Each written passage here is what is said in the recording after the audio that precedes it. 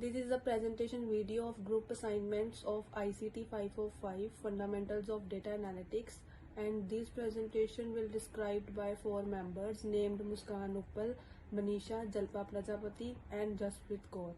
And the topic of these assignments is unlocking insights through data analytics. And in the first slide, I will describe about ETL process, foundation of data analytics. ETL stands for extract, transform and load, and it serves foundation for data analytics, including 3 crucial steps to find out insightful discoveries. First step is extract.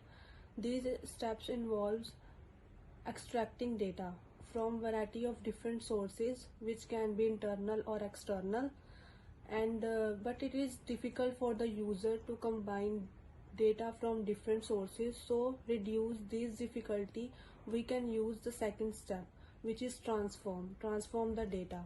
And these steps involves cleaning the data, restructuring the data and enriching the data.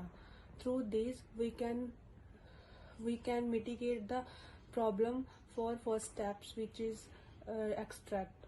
And the third step is loading the data in the target system for analyzing. And why it is important? ETL process is important because it guarantees data accessibility, consistency and correctness, and by supplying clean and organized data, it prepares the ground for more in-depth study. In the next slides, I will describe about pre-processing data, which means refining raw data. Pre-processing data is very important, and we can use various approaches in preparation of data to clean, alter and get data ready for analysis. What is data cleaning? Data cleaning entails addressing missing numbers, fixing mistakes and eliminating outliers. Next is data transformation. Data transformation involves recording variables, standardizing units and generating new features through mathematical procedures. Next one is data reduction, in which we can use different techniques for reducing the data and for managing enormous data sets effectively, including dimensionality reductions as well as sampling. What is the impact of data pre-processing on system? Affecting data preparation improves the calibre of future analysis and guards against inaccurate results. In the third slides, I am going to discuss about data cleaning. It ensures data integrity. What is data cleaning? The procedure of finding and fixing dataset mistakes, inconsistency and inaccuracy is called data cleaning, and it is very important for any good output. For example, fixing typos, eliminating outliers and imputation for missing variables are all included in the data cleaning. Why it is important? Data cleaning enhances data quality, granting accurate and trustworthy analytical outputs. Now, next slides will described by Manisha. My name is Manisha, and today I'm going to talk about the data transformation techniques. So the data transformation, shaping data for analysis. So first of all, I'm going to talk about the definition for that. So the data transformation, it is also known as the normalization or the data scaling, and it is also the act of the transforming data into a format so that we can analyze the data into the appropriate form. After that, there is the standardization. So by ensuring that all the variables are measured using the same units of measurement, then the comparison and the analysis are made easier. After that, we have the categorical encoding. So the categorical variables can be employed in mathematical models by being encoded into numerical values. After that, we have the feature engineering. So the feature engineering, it is the process of developing new features by the use of the different types of the mathematical encoding. After that, we have the different types of processes of the data reduction. So first of all, there is the definition of the data reduction. So the data reduction, it is the process of lowering the amount of data while measuring its integrity and the valuable information. After that, we have the dimensionality reduction. So the methods like the principal component analysis and lower the dimensions by reducing the number of the variables while preserving as variation as feasible. After that, we have the sampling. So the sampling techniques reduce the size of the representative data. So it is reduce the size of the data which can saves into the computer resources. After that, we have the benefits. So the data minimization reduces the processing time and it also increases the analytical efficiency.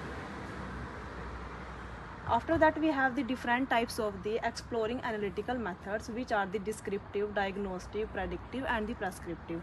So the descriptive means it describes the all types of the data and it summarizes the historical data so that we can transform the data and the trends and the patterns. After that, we have the diagnostic analytics. So the diagnostic analytics, it is a process of determining the reasons which are behind the patterns. After that, we have the predictive analytics. So the predictive analytics forecast the future patterns.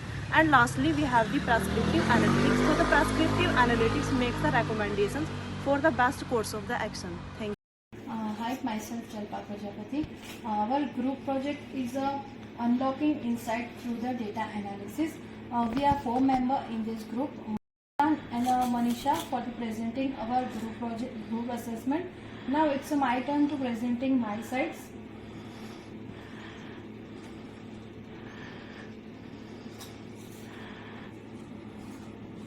So my topic is evaluating data analysis model in a performance matrix. In a performance matrix are used to evaluate machine learning model and measure their efficiency. This matrix help to determine whether the model is making accurate prediction and how well is generalizing to new data. Second one is a validation technique. Is a cross validation and a holdout validation are two techniques used in a validation to evaluate a model generalizability. And a cross validation is a statistical method to use estimate the performance of machine learning model. Third one is overfitting and underfitting. The effect of over and underfitting on model performance. In overfitting, overfitting we can call good performance on the training data and poor generalization to the other data.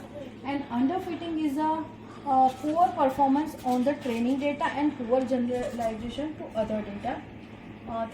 Fourth one is a balancing act.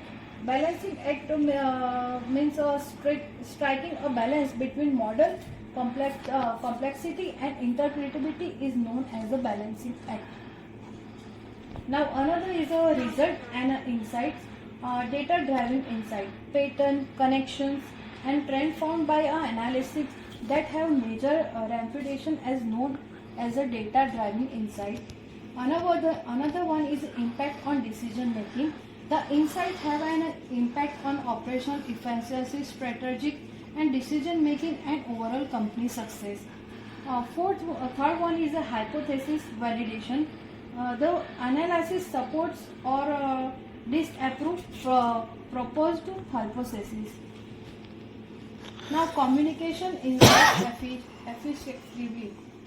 First one is a clear visualization. It's crucial to communicate difficult information clearly and consistently using like a chart, graphs and diagrams. Second one is non-technical language.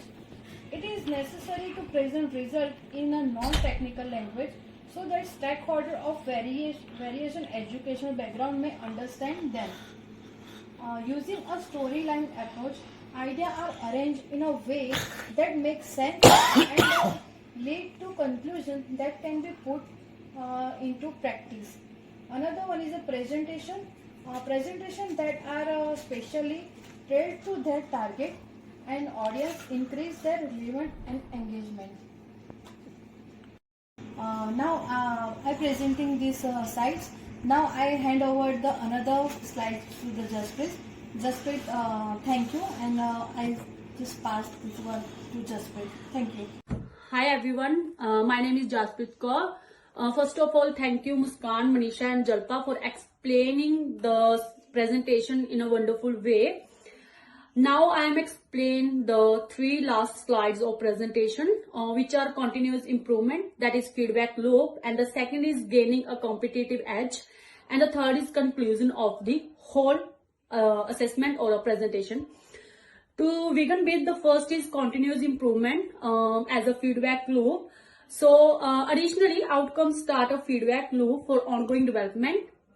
The organizations may improve their strategy and adjust to changing conditions by acting on insights and tracking their effect. And the second is data-driven agility. Moreover, data-driven decisions and adaptable strategy improve organization and flexibility and responsiveness. And the third one is, according to the continuous improvement, which is very important part, that is monitoring and adaptation. The iterative process of using insights to monitor outcomes and alter action plans in order to be better over time. The second slide is about gaining a competitive edge, which is divided into 3 parts. Maybe the first one is data-driven decision making.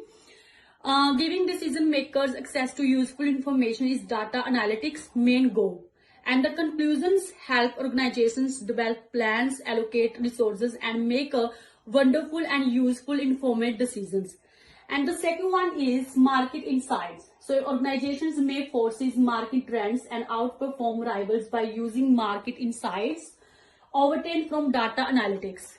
The last is, the conclusion is, data analysis plays a vital role in unlocking insights and driving success in digital marketing. While by data analysis techniques, marketing gain a deeper understanding of their customers, optimize marketing campaigns, and measure performance accurately. But according to me, if in the conclusion of the presentation, we can divide into 4 parts like recap, impact, and future outlook, and demand for action. Demand for action is to get greater results, exhort your audience to use data analytics in their organizations. And thank you, that's all. You can see the references. Thank you very much.